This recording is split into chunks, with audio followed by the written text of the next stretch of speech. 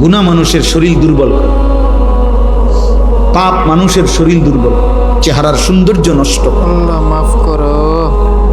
অন্তর অন্ধকার করে, সে আর কোনো আলো দেখে না। চারিদিকে মসজিদ, সে যেন একটা মসজিদও দেখে না।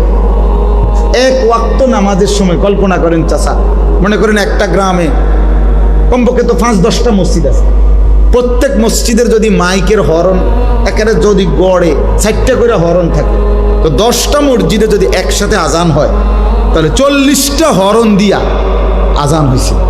কি পরিমাণ আওয়াজ হয়েছে! কিন্তু এটা কি পরিমাণ জানোয়ার, কি পরিমাণ নাফরমান! এতগুলো হরন এই জানোয়ারের কানে একটু নড়াচড়াও করলো না। তুই কি পরিমাণ নিকৃষ্ট, কি পরিমাণ নিকৃষ্ট! তুই মানুষের সংসারে, মানুষের সমাজে থাকস কেমনে জানোয়ার? তুই তো সুন্দরবন আর আফ্রিকার জঙ্গলে ওই জানোয়ারদের সাথে থাকা উচিত বেটা। তুই মানুষের বাচ্চা হইলি কেমনে? মুসলমানের বাচ্চা হইলি কেমনে? তোর আব্বা কেমনে মুসলমান, তোর মা মুসলমান, মা পবিত্র দুধ খাওয়াইছে তোরে 2টা বছর আল্লাহর নাফরমানির জন্য। বাবা তার রক্ত পানি করে কামাই করে তোমারে বড় করছে এই নাফরমানির জন্য। কি মেয়ে, এই ছেলে বলো, 14 বছর পর্যন্ত মা বাপ তোমারে পালছে, তুমি 16 বছর বয়সে সারা রাত উলঙ্গ ছবি দেখবা, এর জন্য তোমারে মা পালছে তোমারে? কি রে বেটা অসভ্য!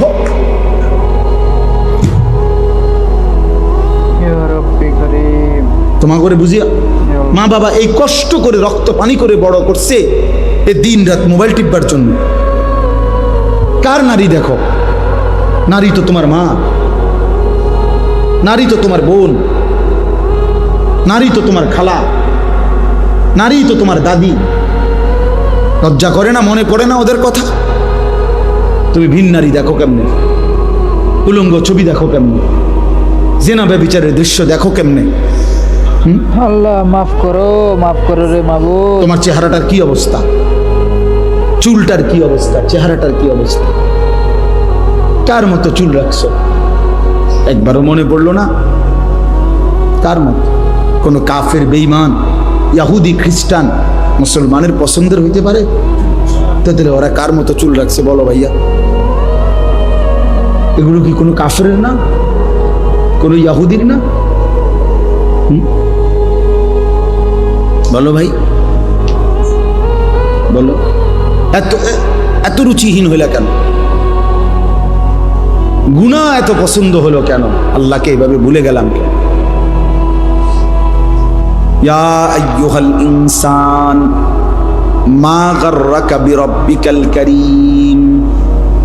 রব্বুল আলামিন বলে, হে মানুষ, আমার মতো এমন দয়ালু মেহেরবান রব, এমন মালিক থেকে কে তোমারে ধোঁকা দিল? মা গাররাকা, এমন মনিব কেমনে ছেড়ে দিলা রে বান্দা? এমন দয়ালু মালিক কেমনে ছেড়ে দিলা? যে আমি তোমারে 7 আসমান জমিন আমি তো দিয়েছি, প্রতিদিন সূর্য তো আমি উঠাই, চাঁদ আমি উঠাই, রাত আমি বানাই, দিন আমি বানাই, সকালের আলোটা আমি ফুটাই, রাত্রের অন্ধকারটা আমি নিয়ে আসি বান্দা। প্রতিটা নিঃশ্বাস আমার ইচ্ছাতে হয়, তোমার চোখের পলক আমি আল্লাহর ইচ্ছায়, তোমার হাত নড়ে চড়ে আমি আল্লাহর ইচ্ছায়। 24 ঘন্টা বান্দা আমি আল্লাহ লালন করি, পালন করি, গোটা কায়নাত দিয়ে তোমাকে আমি পরিচর্যা করি। এমন দয়ালু মালিক কেমনে ভুলে গেলাম? মা গাররাকা, কে তোমাকে ধোঁকা দিল? আমার চাইতে উত্তম তুমি কাকে পেলা, যাকে পেয়ে আমি আল্লাহকে ছেড়ে দিলাম? বলো বাপ, একটা ছেলে বুঝো, একজনই ভালো হবে, একজন। বাবাদেরকে বলি, যে কয়জন বাবা আছেন,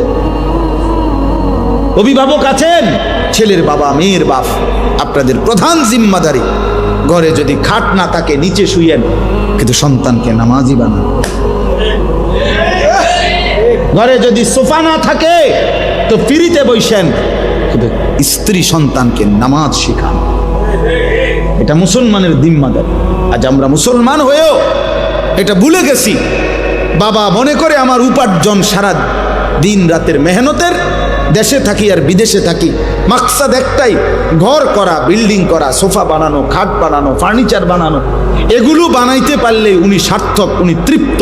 এবার ছেলেও নামাজ পড়ে না, মেয়েও পর্দা করে না, স্ত্রীও পর্দা করে না, ঘরে টেলিভিশন চলে, নাচ গান নর্তকীর ছবি চলতেছে, রোমে রোমে প্রত্যেক সন্তানের হাতে একটা একটা মোবাইল, সারা রাত উলঙ্গ ছবি দেখতেছে, রোমে রোমে জিনা ব্যভিচারের দৃশ্য, মেন রোমের মধ্যেও টেলিভিশন চলতেছে, স্ত্রী বাজারে বাজারে মার্কেটে ঘুরে, মেয়ে পরের ছেলের সাথে অবৈধ সম্পর্ক, ছেলে সারা দিন টুঁটো করে ঘুরে, 5 ওয়াক্ত নামাজের একটা সেজদাও দেয় না। এই সমস্ত জানোয়ারের জন্যই এই ঘর সংসার করলেন,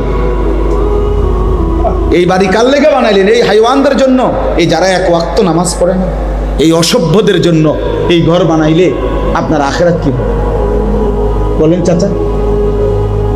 আমার রক্ত পানি করা এই টাকা দিয়ে আমি বুঝি এই হাইওয়ান এগুলো 1 ওয়াক্ত কেউ নামাজ পড়বে না, আমি তাদের জন্য ঘর করে গেলাম?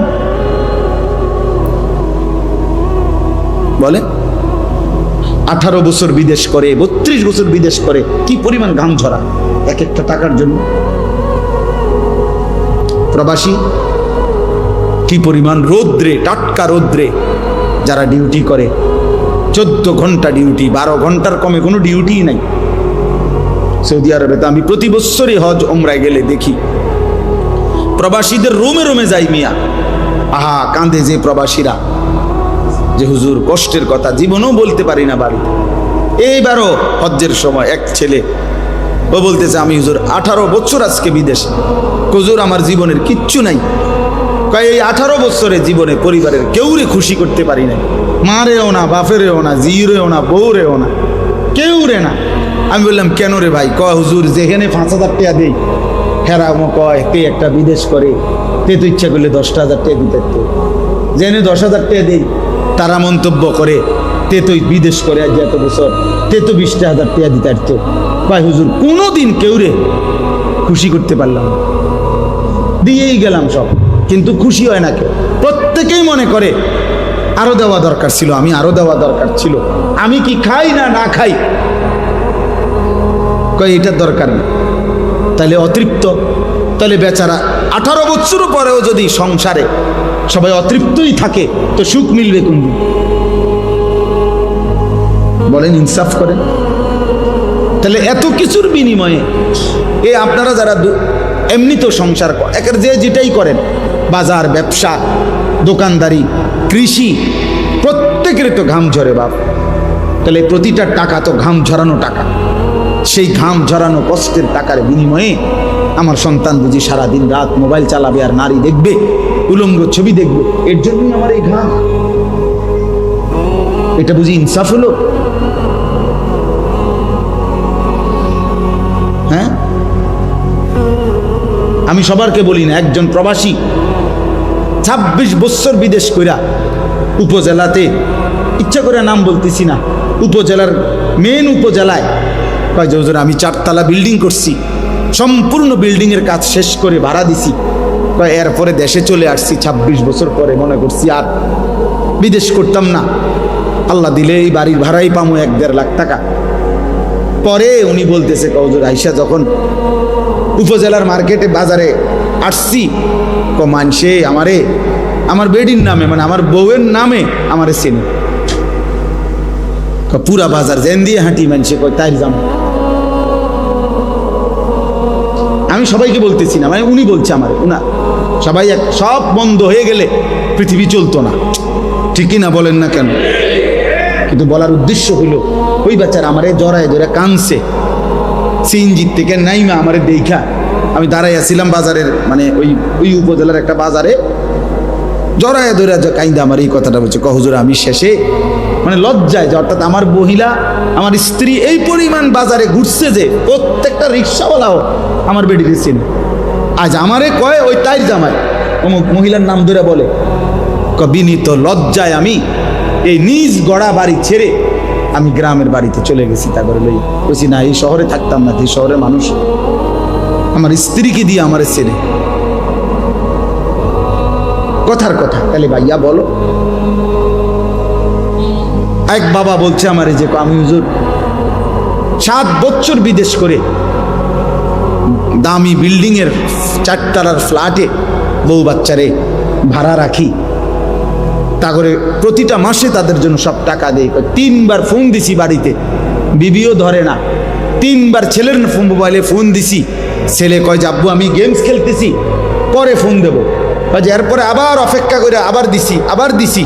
3বারের পরেও আমার ছেলে কয়, বললাম না তোমাকে গেমস খেলতেছি, পরে ফোন দেবো বললাম না আব্বু, বারবার ফোন দিচ্ছ কেন?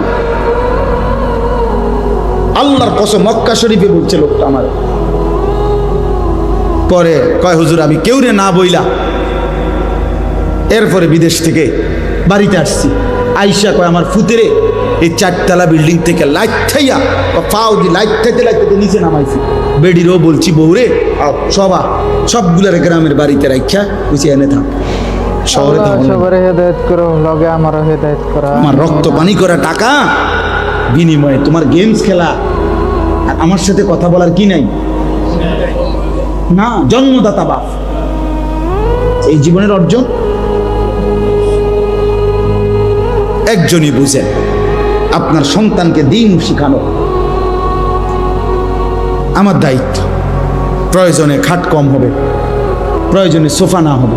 আমার আব্বা আলহামদুলিল্লাহ, আমরা 5 ভাই 3 বোন। আমার বাবা মৃত্যুর সময় আমাদের জন্য কোনো বিল্ডিং করে দিয়ে যায়নি, ঘর করে দিয়ে যায়নি। 2015 সালে আব্বা ইন্তেকাল করছে, কিন্তু আমরা 5 ভাই 3 বোনকে দিন শিখাইছে বাবা। 5 ভাই আলহামদুলিল্লাহ আল্লাহর দয়া আলেম হয়েছে। বিনিময়ে 2015 সালে আব্বা যখন ইন্তেকাল করছে, এখন 25 সাল, 10 বছর। এই 10 বছরের ব্যবধানে আব্বার মৃত্যুর পরে আমরা 5 ভাই আলাদা আলাদা জায়গা কিনছি, বিল্ডিং করছি, ঘর ফার্নিচার সব কিছু কিনছি, কোনো অসুবিধা হয়েছে না। আব্বা না করে দেওয়ার পরেও এডি আমগো হইছে, কিন্তু আব্বা দিন শিখায় গেছে। এখন আল্লাহর কোরআন যদি আমি পড়ি তাহলে আমারও নেকি, খোদার কসম আমার আব্বার কবরও নেকি। আমার আব্বাও রাত, আমিও।